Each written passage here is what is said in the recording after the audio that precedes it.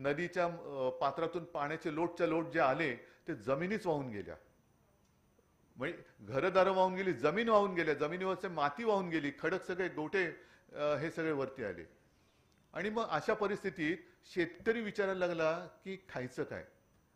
मग त्यांना धीर देण्यासाठी जो काय मी फिरलो आणि शेतकऱ्यांना मी सांगितलं तुम्ही बोला, तुमचं काय म्हणणं आहे. तर त्याच्यात एक महिला उभी राहिली आणि उद्वेगाने बोलली. ते सगळ्या परिस्थितीचं तिने वर्णन केलं आणि तिने सांगितलं की असं म्हणतात की मुलींना फुकट शिक्षण आहे, पण माझ्या मुलींना तिकडे शिकवायला गेलं तर त्याच्यासाठी फी भरायला लागते. आम्ही आमच्या घरामध्ये आता काय नाहीये, शिकायचं कसं, मला मुलीला शिकवायचंय काय. म्हणजे ती उद्वेगाने बोलत होती, डोळ्यात पाणी पण होतं, एक राग पण होता, उद्वेग पण होता, शल्य पण होतं. आणि मग आपण एक हे केलं की त्या महिलेच्या मुलीच्या शिक्षणाची जबाबदारी आपण शिवसेनेने घेतली. आणि मग कार्यक्रम झाल्यानंतर मी त्यांना बोलवलं, म्हटलं ताई शांत व्हा, आता चिंता मिटली ना. तर त्या पुढे म्हणाल्या साहेब हे मी केवळ माझं दुःख नाही सांगितलं, मी माझ्या गावाचं दुःख सांगितलं. अशा अनेक मुली आहेत, अनेक मुलं आहेत. म्हणजे आता अभ्यंकर साहेब तुम्ही तर मुंबईच्या शिक्षकांचं प्रतिनिधित्व करताय आणि तुमचा फंड तुम्ही मुंबईच्या शाळेमध्ये जेमतेम जो काय मिळतोय तुम्हाला तुटपुंजा तो वापरू शकताय. पण केवढं मोठं आपल्या महाराष्ट्राचं जे काही शाळा आणि शिक्षण क्षेत्र आहे तिकडे लक्ष देणार कोण. कारण आम्हाला वेळच नाहीये.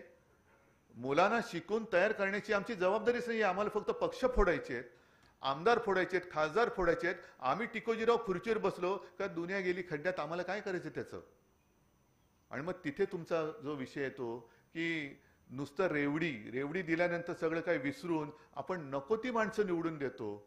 त्याच्यापेक्षा नेमकं निवडायचं काय, तांदळातून खडे निवडायचे का खड्यातून तांदूळ निवडायचे, हे शिकवण्याचं काम हे तुम्ही करायला पाहिजे.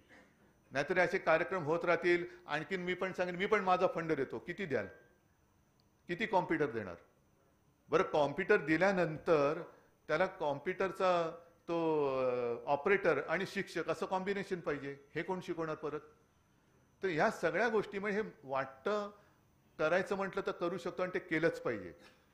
आणि एका गोष्टीचं मला नक्कीच समाधान आहे की कोणीतरी केलं पाहिजे म्हणण्यापेक्षा माझ्या पक्षाचा आमदार करतोय याचा मला अभिमान आहे, याचा मला नक्कीच अभिमान आहे. आणि हे क्षेत्र जे आहे म्हणून मी तुम्हाला म्हटलं ना की आजोबांचं जे उदाहरण गेल्या वेळेला तुम्हाला सांगितलं होतं. कारण आमची जर का घराण्याची परंपरा पाहिली तर आजोबांची आई, त्यांची आजी म्हणजे सगळे असे शाळेत वेळेत शिकलेले नव्हते पण विचारांनी पक्के, संस्कारांनी पक्के.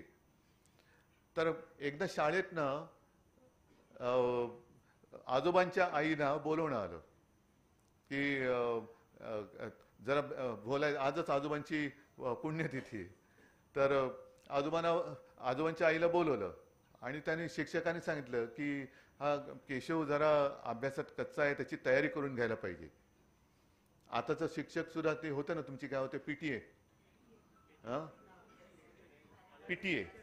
म्हणजे आता खरं शिक्षकावरती जी जबाबदारी असते ते शिक्षक बहुतेक पालकांवरती टाकतात. तर माझ्या आजोबांच्या आईने सांगितलं त्यांना त्यांची तयारी करून घ्यायला म्हणजे करायचं म्हणजे काय करायचं.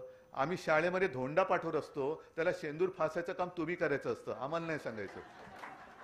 मग आम्ही शाळेत त्याच्यासाठी पाठवतो आणि शाळेत पाठवल्यानंतर शिक्षक जर का सांगत असतील की याची तयारी करून घ्या, मग तुम्ही कशाला आहात. तर हे जे काय आहे ना, पालकांनी पालकांचं काम करावं. चांगली शाळा, चांगला शिक्षक, चांगले संस्कार हे पालकांनी द्यायला पाहिजे.